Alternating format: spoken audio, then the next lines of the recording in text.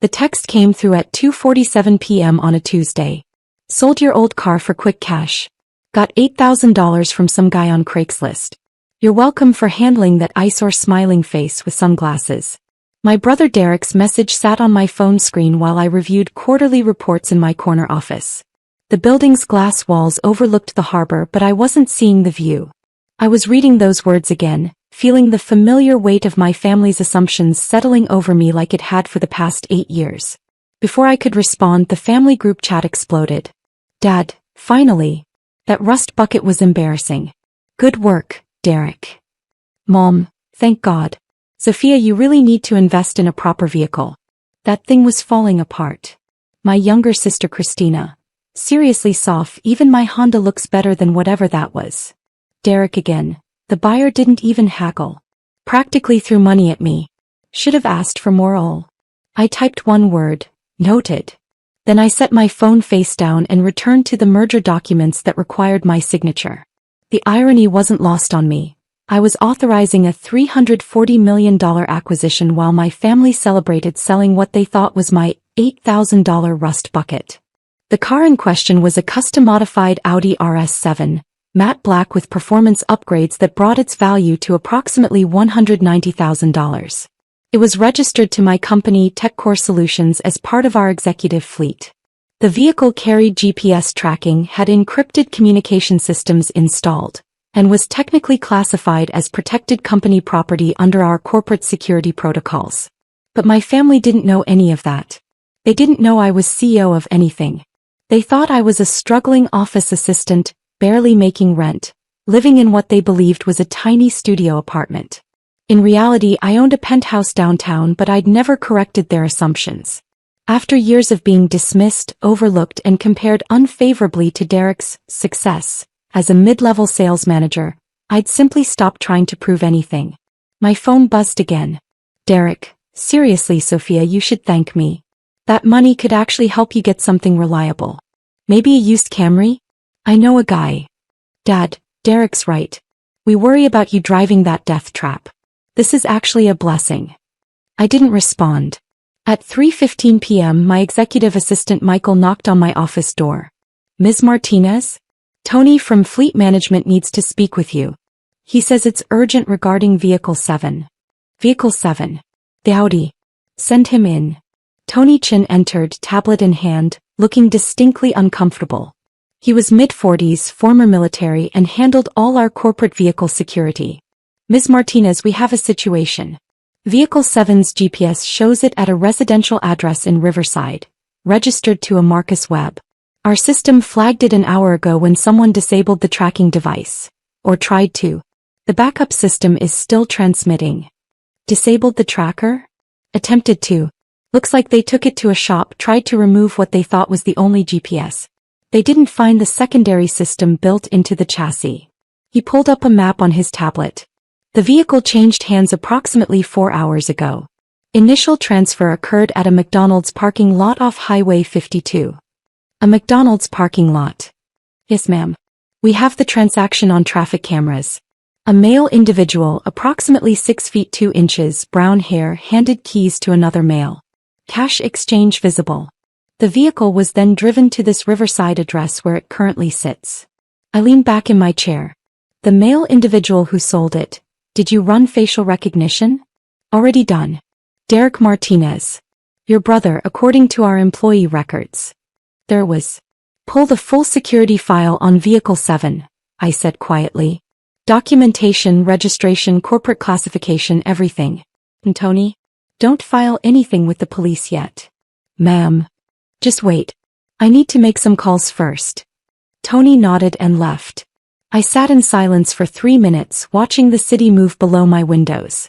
Then I called our corporate attorney. Jennifer? It's Sophia. I need you to pull the legal documentation on our fleet vehicles, specifically the ones classified under corporate asset protection. Yes, Vehicle 7. I need to understand our exact legal standing if that vehicle was sold without authorization. Jennifer Wallace had been our general counsel for 6 years. Her response was immediate and clinical. If someone sold a protected corporate vehicle without authorization, that's theft of company property. Given the value and the security classification, it would be a felony. What happened? My brother sold it. He thought it was my personal car. Silence on the line. Then, oh no. Walk me through the legal implications.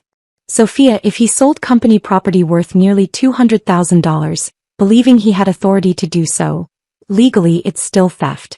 His belief doesn't change the fact that he had no ownership rights and no authorization. The buyer would also be in possession of stolen property, even if they purchased it in good faith.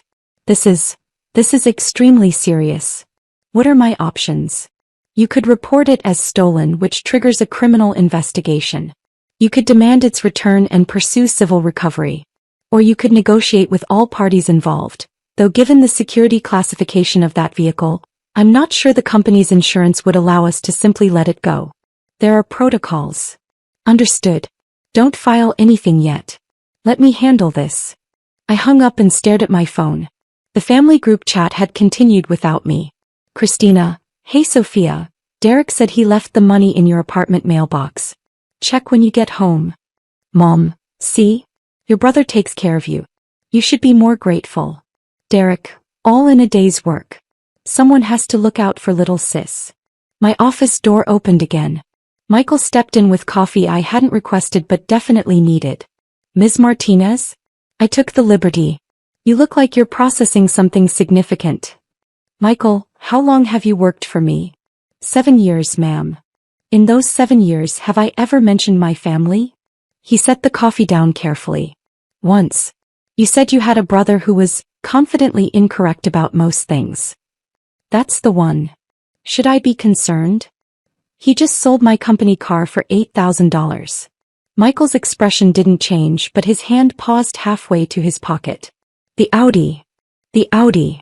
The nearly $200,000 Audi with encrypted communications and GPS tracking? That one. Oh my. My phone rang. Unknown number. I answered. Sophia Martinez. Ms. Martinez? This is Marcus Webb. I bought a car today and something weird just happened. A guy came to my house saying he was from some tech company and the car has tracking devices and I need to return it? Is this a scam? The guy I bought it from said it was his sister's car and she was upgrading. I put the phone on speaker so Michael could hear. Mr. Webb, I'm the CEO of TechCore Solutions. The vehicle you purchased is registered to my company as a protected corporate asset. The person who sold it to you had no legal right to do so. Heavy breathing on the other end. Are you serious? I paid $8,000 cash. I have a bill of sale. I understand and you're not in trouble. You purchased the vehicle in good faith. However, it is stolen property. I'm going to have my legal team contact you within the hour to sort this out. You'll be made whole financially, but I need the vehicle returned immediately. This is insane. The guy seemed totally legitimate. He said his sister was some office worker who couldn't afford to keep up with the car. Office worker. Of course Derek said that. Mr. Webb, I appreciate your cooperation. Please don't drive the vehicle. Someone will contact you shortly. I hung up and immediately called Jennifer back. I need a recovery team sent to this address. I read off the Riverside location. Negotiate compensation for the buyer. He's an innocent party.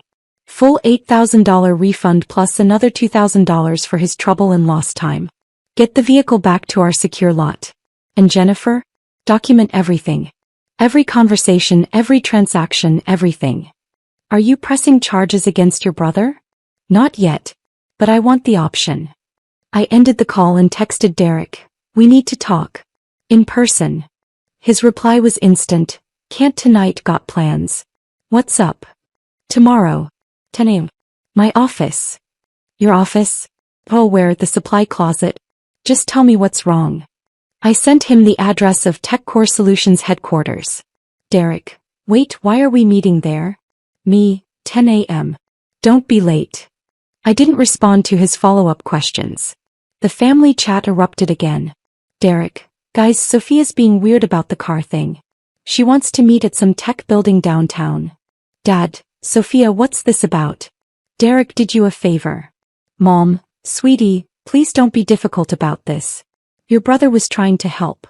Christina. OMG Sophia, are you seriously mad? It was a junker. I silenced the chat and went back to work. At 6:30 p.m. Tony called again. Ms. Martinez, the vehicle is secured. Mr. Webb was cooperative once our legal team explained the situation. We compensated him $10,000 total. $8,000 refund and $2,000 for his trouble. He signed all necessary documentation releasing any claim to the vehicle. Good. What's the damage assessment? Someone attempted to remove the primary GPS tracker. There's minor damage to the dash panel, easily repaired. They also appear to have accessed the onboard computer, probably trying to reset something. Our security team is sweeping it now for any additional tampering. Estimate $3,000 in repairs and security recertification. Add it to the file. What's our total loss here, including your team's time? Including legal fees, recovery costs, repairs and compensation? Around $18,000, ma'am. $18,000 because my brother thought he could sell what he assumed was my worthless car. Tony, I need you to do something else. I need a complete breakdown of every cost associated with this incident. Itemized with timestamps. Every phone call, every person hour, every mile driven. Full documentation as if we're preparing for litigation. Are we? I honestly don't know yet. That night I didn't sleep well.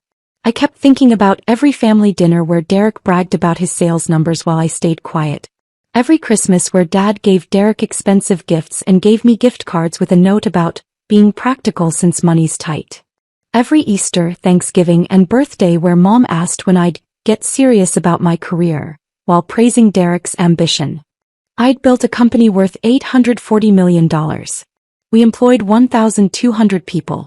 Last year I'd been featured in Forbes' 30 Under 30 list. My penthouse was paid off. My investment portfolio was worth more than my parents' house. And they thought I was struggling to afford a functional car. The next morning I arrived at the office at 7 a.m. I had Michael clear my schedule from 10 to 11. I asked Jennifer to be on standby. I had Tony prepare a presentation file on the vehicle, its specifications and the incident timeline.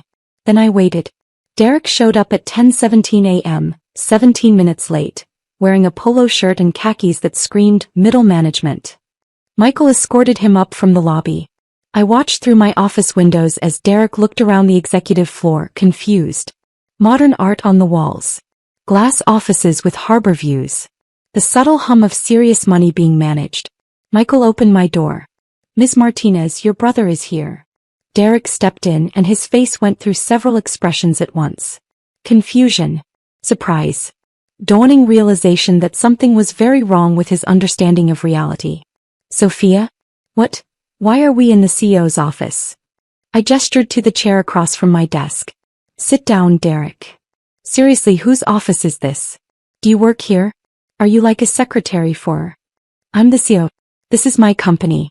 Sit down. He laughed. Actual laughter. Right, good one. Seriously though. Michael, still standing by the door, spoke quietly. Ms. Martinez is the founder and CEO of TechCore Solutions. She has been for 8 years. Perhaps you should sit down. Derek looked at Michael, then at me, then around the office with its awards and framed business magazine covers on the wall. His face went pale. He sat. The car you sold yesterday, I said, my voice perfectly level, was registered to this company. It was a protected corporate asset worth approximately $190,000, equipped with encrypted communication systems and security tracking. It was not mine to give you, and it certainly wasn't yours to sell. What? No, that can't be right. It was a piece of junk. It looked like. It was a custom-modified Audi RS7. Matte black. Performance package. It looked understated because that's how executive vehicles are designed. To not attract attention. Derek's mouth opened and closed. You're serious. Completely. But, you're not a CEO. You work in an office somewhere doing assistant stuff. You can barely pay rent. I've never told you I was an assistant. I've never told you I struggled with rent. You assumed and I never corrected you. This is insane. Mom and Dad also assumed. I didn't correct them either. Why the hell not? I leaned forward. Because 8 years ago when I started this company, I told Dad I was leaving my job at Morrison Tech to start my own firm. He laughed and said I'd be crawling back in 6 months. Mom said entrepreneurship was too risky for someone like me. You said I was delusional and should stick to what I'm good at, like filing. So I stopped telling you anything. Derek stared. That was 8 years ago. You've been lying for 8 years. I haven't lied once. I simply stopped volunteering information you clearly didn't want to hear. My phone buzzed. Jennifer, I'm outside if you need me. Here's the situation, I continued. You sold company property. Cost us $18,000 to recover and repair. The buyer could have filed charges against you for fraud. I could file charges for theft. This is a felony, Derek. Corporate property valued over $150,000. That's serious prison time. All color drained from his face. Sophia, I didn't know. You have to believe me. I was trying to help. You took keys from my apartment without asking, sold something that didn't belong to you and took cash for it. Legally, your intent doesn't matter. Please. Come on. I'm your brother. That didn't seem to matter yesterday when you told everyone my rust bucket was embarrassing. I made a mistake. A huge mistake. But you can't seriously press charges against your own brother. I said nothing. Sophia, please. I have a job. A life. This would destroy everything. You were willing to risk my life. What if I'd needed that car for an emergency? What if there had been important company equipment inside? You didn't think about that. You saw an opportunity to make quick money off what you thought was your struggling sister's only asset. I'll pay you back. All of it. The $8,000 plus whatever it cost to fix. $18,000. Plus legal fees. We're at about $25,000 total. He looked like he might be sick. On his salary, $25,000 was devastating. My office phone rang. Michael answered it at his desk outside. Moments later, he appeared at the door. Ms. Martinez? Your father is downstairs demanding to see you. He's quite agitated. Security is with him. Of course Dad showed up. Send him up. Derek pulled out his phone frantically. I could see he was texting the family group chat. Probably something about how I was threatening to press charges, how I'd been lying about my job, how everything was crazy. Dad arrived 4 minutes later, red-faced and angry. He didn't wait for an introduction. Sophia Marie Martinez, what the hell is going on? Derek says you're threatening him with prison? Over a car. Hello, Dad. Don't hello, Dad me. He made a mistake. You don't send family to prison over mistakes. He committed felony theft. Of your own car. Of my company's car. It wasn't mine to give him, and it certainly wasn't his to sell. Dad looked around the office for the first time, seeing what Derek had seen. The view. The awards. The subtle markers of serious executive power. What is this place? My office. I'm the CEO of TechCore Solutions. I founded it 8 years ago. Dad's face went through the same progression as Derek's. That's not possible. It's documented fact. You're an office assistant. I've never said that. You assumed. But you drive a beat-up car and live in a studio and never have money for family dinners. I drive company vehicles that are designed to be understated. I own a penthouse downtown worth $2.3 million.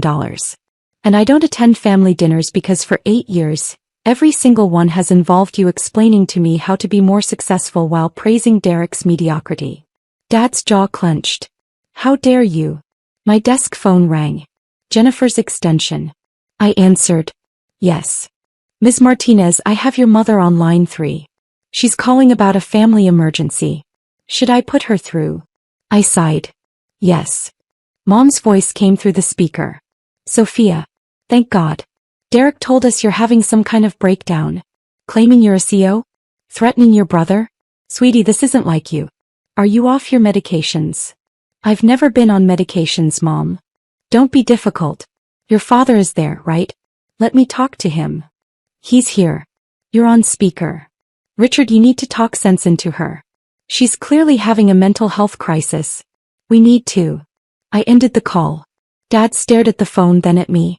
You hung up on your mother. I did. Sophia, I don't know what game you're playing, but... Tony knocked and entered without waiting. Ms. Martinez, the police are here. Detective Morrison from Commercial Crimes Division. Should I show her up? My stomach dropped. I didn't call the police. The buyer did. Mr. Webb. Apparently after we compensated him, he had questions about the person who sold him stolen property. He filed a report. Dad went white. Derek made a sound like a wounded animal. Show her up, I said quietly. Detective Sarah Morrison was early 50s, professional, carrying a tablet. She introduced herself efficiently. Ms. Martinez? I'm investigating a report of vehicle theft. A Mr. Marcus Webb claims he purchased a vehicle that was later recovered as stolen property. He's provided documentation showing he bought it from a Derek Martinez. Is Derek Martinez here? Derek raised his hand like a scared student. That's me. Mr. Martinez, I need to ask you some questions about the sale of an Audi RS7 on November 4th. I didn't know it was stolen. It was my sister's car. At least I thought it was. The vehicle is registered to TechCore Solutions, a corporation, not to any individual. Did you have authorization from the corporation to sell it? No. But I didn't know it was corporate property. Detective Morrison looked at me. Ms. Martinez, do you wish to press charges? The room fell silent. Dad found his voice. Sophia, don't. Please. He's your brother. Derek was shaking. Please, sophomore. I'm begging you. I looked at them both. At Derek, who'd spent years treating me like a charity case. At Dad, who'd never once asked what I actually did for a living. Detective Morrison, I said slowly, I need to consult with my legal team before making that decision. Can you give me 24 hours? Certainly.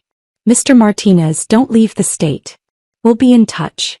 She handed Derek a card and left. The silence after she left was deafening. Finally, Dad spoke. You'd really do it. You'd send your brother to prison. I don't know what I'm going to do. How can you not know? He's family. And for 8 years family has treated me like a failure. Like someone who needed to be managed and pitted and corrected. None of you ever asked about my life. You just decided who I was and never questioned it. Because you never told us different. I shouldn't have had to. You're my family. You should have been curious. You should have asked questions. Instead, you made assumptions and mocked me every chance you got. My voice had risen. I forced it back down. Here's what's going to happen, I said quietly. I'm going to think about this for 24 hours. Derek, you're going to sit with the reality that your good deed was actually felony theft. Dad, you're going to go home and explain to Mom that her daughter isn't having a breakdown. She's been successfully running a company while you all assume she was failing at life. And then tomorrow I'll decide what to do. Sophia, Derek started. Get out of my office. Both of you. They left, Derek stumbling, Dad rigid with anger and shock. Michael appeared after they'd gone. Ms. Martinez? Are you all right? No. But I will be. For what it's worth, I think you handled that with remarkable restraint. Thanks, Michael. Shall I hold your calls? Please.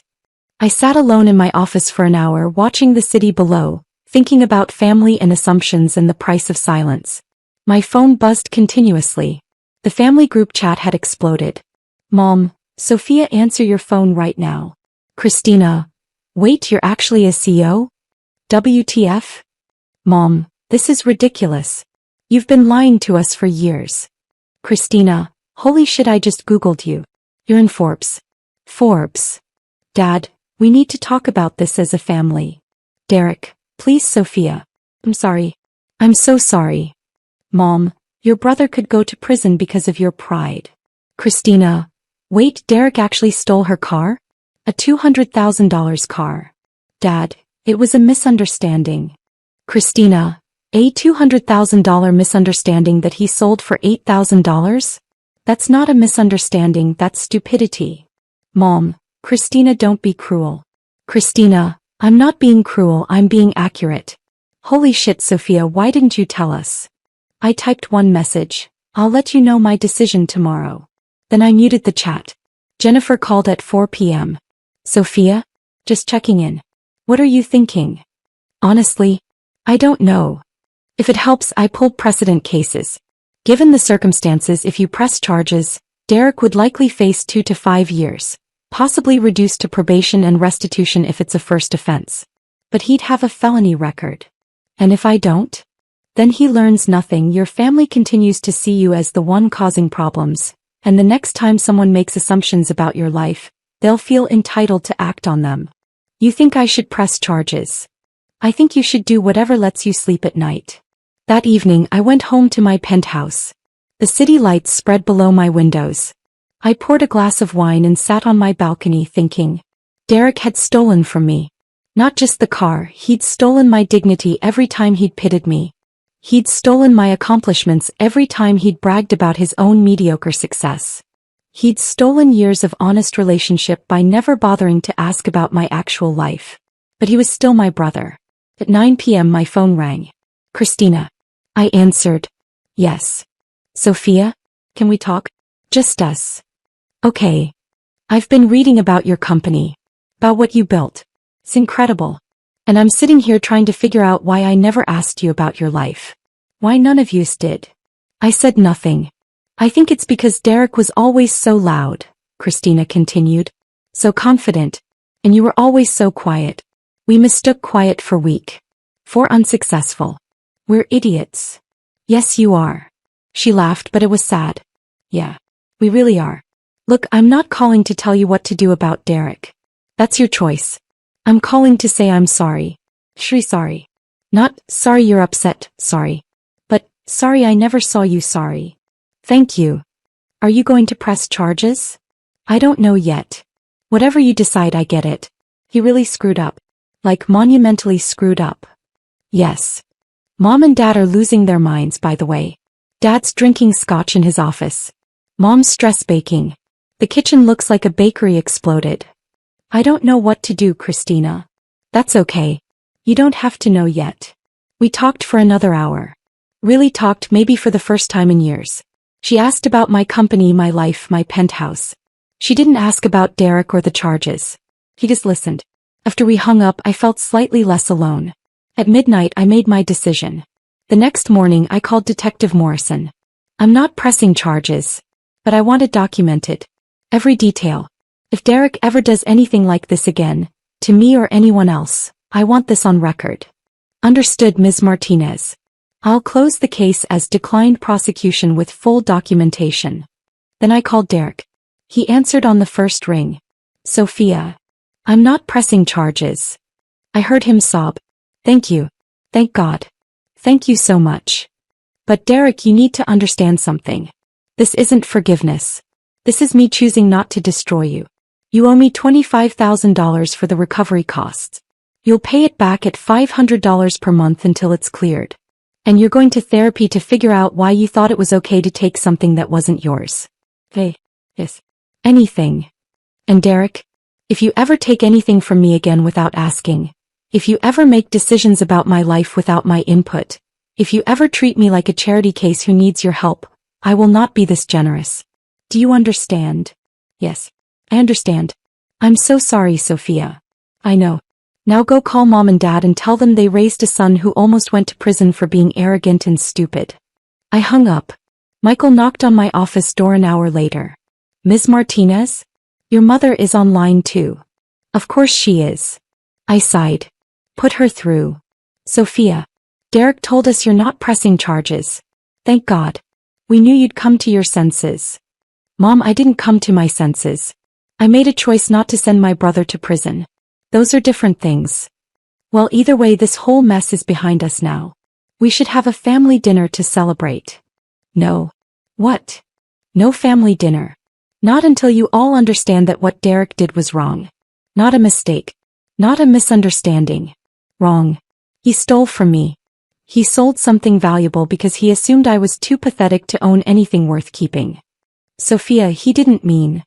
I don't care what he meant. I care what he did. And I care that you, Dad, and Derek spent 8 years assuming I was failing without ever asking if I needed help or support or just a conversation about my actual life. Silence. Mom, I love you. But I'm tired of being your project. Your worry. Your example of what not to do. I've been successful beyond anything you imagined and not one of you noticed. We would have noticed if you'd told us. You should have asked. I ended the call. Over the next week things slowly settled.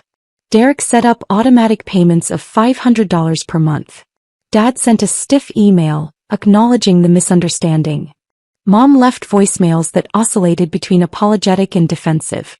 Christina kept calling though. Real calls. Sister calls. She asked about my life, my company, my plans. She apologized more than once. He meant it. 2 weeks after the incident, I got a text from Derek. First therapy appointment today. It's weird but probably needed. Thanks for not giving up on me. I'm sorry for everything. I replied, good. Keep going. Dad showed up at my office a month later, unannounced. Michael tried to stop him, but I waved him through. Sophia, Dad said, standing awkwardly in my doorway. I owe you an apology. Okay. I'm serious. I've been thinking about the last 8 years. About how I treated you. How we all did. You were building something incredible and I was lecturing you about responsibility. Yes, you were. I'm proud of you. I should have said that years ago. Yes, you should have. He looked around the office. This is really something. What you've built. Thank you. Can I take you to dinner? Just us. I want to hear about it. About all of it. Your company, your life, everything I missed. I studied him. He looked older than I remembered. Tired. Hey, I said. Dinner. But you're paying. He smiled for the first time. Obviously. You're doing better than me financially. It wasn't forgiveness. Not completely. But it was a start. 3 months later, the family gathered for Christina's birthday. It was awkward at first. Mom fussed. Dad was overly polite. Derek couldn't quite meet my eyes. But Christina pulled me aside before dinner. Thank you for giving them a chance. I'm not sure I've forgiven anything yet. That's okay. Forgiveness takes time. But you're here. That's what matters. I looked at my family, gathered around Christina's dining table, arguing about whether to order Thai or Italian. They still didn't understand everything. Maybe they never would. But they were trying. And for now that had to be enough. My phone buzzed.